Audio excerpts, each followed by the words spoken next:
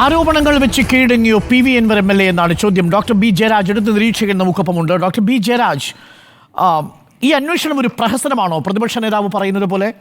കാരണം ഈ അന്വേഷണത്തിൻ്റെ സംഘത്തിലുള്ളവരുടെ പേര് വായിക്കുമ്പോൾ അതിലൊരാൾ G. സ്പർജൻ കുമാറാണ്, IGP south zone city police commissioner Thiruvananthapuram city. Report ചെയ്യേണ്ടത് ആരാണ്?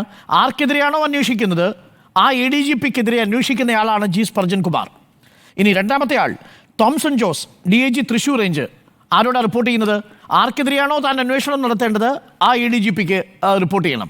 അപ്പോൾ ആർക്കെതിരെയാണോ അന്വേഷണം നടത്തേണ്ടത് അയാൾ തൻ്റെ റിപ്പോർട്ടിംഗ് ഓഫീസർ കൂടിയായിരിക്കുന്ന വിചിത്രമായൊരു സാഹചര്യമുണ്ട്. ശ്രീ ജയരാജ്, ഈ അന്വേഷണം പ്രഹസനമല്ലേ?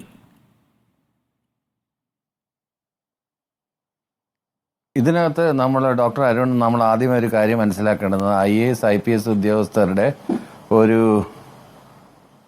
ഉന്നത തല യോഗം ആദ്യമേ ഈ വിഷയമായിട്ട് ബന്ധപ്പെട്ട് PV Anwar ഉന്നയിച്ചപ്പോഴേ തന്നെ മുഖ്യമന്ത്രി വിളിച്ച് ചേർത്തിരുന്നു. അവരുടെ വിശദമായ ഒരു റിപ്പോർട്ടിൻ്റെ അടിസ്ഥാനത്തിലാണ് ഇന്നിങ്ങനെ ഒരു റിപ്പോർട്ട് കൊടുത്തിരിക്കുന്നത്, ഇന്നിങ്ങനെ ഈ ഉദ്യോഗസ്ഥരെ നിയമിച്ചിരിക്കുന്നത്. അപ്പോൾ അവരുടെ സജഷൻസ് അനുസരിച്ചായിരിക്കും. അതിനകത്ത് ഹൈറാർക്കിക്കൽ ഓർഡർ നോക്കിയിട്ടുണ്ടാവില്ല, റിപ്പോർട്ടിംഗ് ഓഫീസർ എന്നുള്ള ഹൈറാർക്കിക്കൽ ഓർഡർ നോക്കിയിട്ടുണ്ടാവില്ല. പിന്നെ കൂടുതലും ഈ പറഞ്ഞ നേരത്തെ ജസ്റ്റിസ് കമാൽ പാഷ പറഞ്ഞ കണക്കോലെ ഒരു ജഡ്ജ്മെൻറ്റിൻ്റെ ഒരു ആംഗിളിൽ നമ്മളെടുത്ത് നോക്കുകയാണെന്നുണ്ടെങ്കിൽ ഇതിനകത്ത് പ്രധാനമായിട്ടും നമ്മൾ കാണുന്നത്, ഞാൻ ഇന്ന് രാവിലെ 6 മണിക്ക് കവടിയാർ വരെയായിരുന്നു പോയത്. ഞാൻ തിരുവനന്തപുരത്ത് താമസിക്കുന്ന ആളാണ്. അപ്പോൾ ഈ 10 സെൻറ്റിൽ എങ്ങനെയാണ് ഈ ബുർജ് ഖലീഫ ഉണ്ടാക്കുന്നത്? അങ്ങനെയായിരുന്നല്ലോ ഇന്നലെ വന്നിരുന്ന റിപ്പോർട്ട്. ഇങ്ങനെ ഈ ബുർജ് ഖലീഫ കാണാൻ വേണ്ടി ഞാൻ അവിടെ പോയിരുന്നു. അപ്പോഴാണ് പറഞ്ഞത് ഇതിനു മുമ്പുണ്ടായിരുന്ന ADGPമാർക്ക് ഇതിലും വലിയ വീടുകളുണ്ട്. രമൺ ശ്രീവാസ്തവ ഉള്ളവരുടെ വീടുകളെല്ലാം കവടിയാർ ഭാഗത്ത് തന്നെ ഉള്ളതാണ്. അപ്പോൾ അങ്ങനെ പല ആളുകളുടെയും വീട് ഞാൻ കണ്ടു. ഇപ്പോഴാണത് ഈ പറഞ്ഞ കണക്കുള്ള ഗിഫ്റ്റായിട്ട് കൊടുത്തതാണ്, ഈ 2004 വാങ്ങിയതാണെന്നൊക്കെയുള്ള വാസ്തവം അറിയുന്നത്. വലിയൊരു ബിൽഡിംഗ് അവിടെ വരുന്നുണ്ട്, 16,000 സ്ക്വയർ ഫീറ്റിൻ്റെ ഒരു ബിൽഡിംഗാണ് വരുന്നത്. 2 നില മാത്രമാണ് അവിടെ കെട്ടാൻ പറ്റുന്നത് കോർപ്പറേഷൻ്റെ നിയമം അനുസരിച്ച്. പിന്നെ താഴേക്ക് വേണമെങ്കിൽ ഒരു സെല്ലാർ വേണേൽ കെട്ടാം, അങ്ങനെയാണ്. അപ്പോൾ ഈ പറഞ്ഞ കണക്കുള്ള കൊട്ടാരം ഉണ്ടാക്കുന്നു എന്നൊക്കെ കേട്ടപ്പോൾ കുറച്ച് എക്സാഗ്രേറ്റഡ് ആയിട്ട് എനിക്ക് തോന്നി. കാര്യം അവിടെ അങ്ങനെ വലിയ ബിൽഡിംഗ് ഒന്നും വരാൻ ഉള്ള സാധ്യതയുള്ള സ്ഥലമല്ല. അപ്പോൾ അവിടെ എങ്ങനെയാണ് ഈ കൊട്ടാരം ഉണ്ടാക്കുന്നതെന്നൊക്കെ സംശയം ഉണ്ടായതുകൊണ്ടാണ് ഇന്ന് രാവിലെ ഞാൻ അതുപോലെ ഓരോ ആരോപണങ്ങളും ഒരുപക്ഷെ അൻവറിന് റിപ്പോർട്ട് കിട്ടിയിരിക്കുന്നതനുസരിച്ചിട്ട് അൻവർ എല്ലാ കാര്യങ്ങളും എടുത്ത് ഉപയോഗിച്ചു.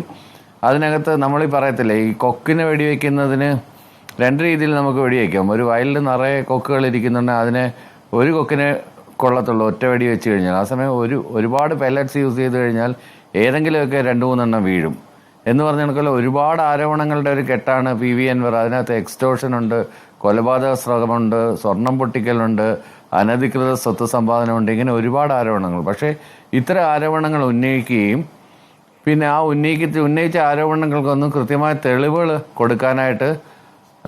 കൊടുക്കേണ്ടുന്ന ആൾ Anwar അല്ല. ആരോപണം ഉന്നയിച്ചെങ്കിലും ഉള്ള എന്തെങ്കിലും ഒരു ഗ്രൗണ്ട്സിൽ, അതായത് ഫ്ലിംസി ഗ്രൗണ്ട്സിൽ നമുക്ക് ആരെക്കുറിച്ചും ആരോപണം ഉന്നയിക്കാൻ പറ്റില്ലല്ലോ. അതുകൊണ്ടാണ് അതിന്റെ മുനയൊടിഞ്ഞു പോയെന്നുള്ളതാണ് കാര്യം എനിക്ക് മനസ്സിലായത്. അങ്ങനെ മുനയൊടിഞ്ഞിട്ടുണ്ടെങ്കിൽ അത് ആലോചിച്ച് നോക്കൂ. ഈ സർക്കാരിനെയും ആഭ്യന്തര വകുപ്പിനെയും കഴിഞ്ഞ 3 ദിവസങ്ങളിലായി പ്രതിക്കൂട്ടിൽ നിർത്തിയിരിക്കുകയാണ് ഇടതുപക്ഷ MLA. ഇങ്ങനെയാണോ പ്രതികരിക്കേണ്ടത്? അത് എന്താണ് മുഖ്യമന്ത്രി സംസാരിച്ചതെന്നുള്ള ചിലപ്പോൾ മുഖ്യമന്ത്രി രൂക്ഷമായ ഭാഷയിലായിരിക്കും സംസാരിച്ചിട്ടുണ്ടാവുക. അത് പുറത്തിറങ്ങി മാധ്യമപ്രവർത്തകരോട് പറഞ്ഞത് വേറെ രീതിയിലായിരിക്കാം. എന്തായാലും മയപ്പെടുത്തിയാണ് സംസാരിച്ചത്.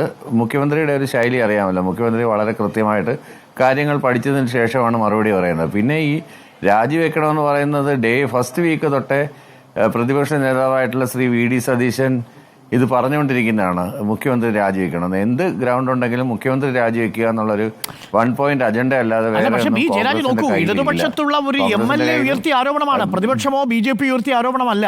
സ്വന്തം പാളയത്തിൽ സ്വന്തം പക്ഷത്തിലുള്ള MLA ഇത്രയും ഗുരുതരമായൊരു ആരോപണം. എന്തൊക്കെയാ ആരോപണം? രാജ്യദ്രോഹ കുറ്റം, മോഷണം, കൊലപാതകം, സ്വർണ്ണക്കടത്ത്, ഇനി എന്തെങ്കിലും വരാനുണ്ടോ? ഒരു മനുഷ്യന് മേൽ വരയ്ക്കാവുന്ന എല്ലാ കുറ്റകൃത്യങ്ങളും ചെയ്തിരിക്കുന്നത് ഈ ആഭ്യന്തര വകുപ്പിലെ ഏറ്റവും ഉന്നതനായ ഉദ്യോഗസ്ഥരാണെന്നും അതിനകത്ത് കുടപിടിച്ചു കൊടുക്കുന്നത് പൊളിറ്റിക്കൽ സെക്രട്ടറി ആണെന്നും പറഞ്ഞിരിക്കുന്നു.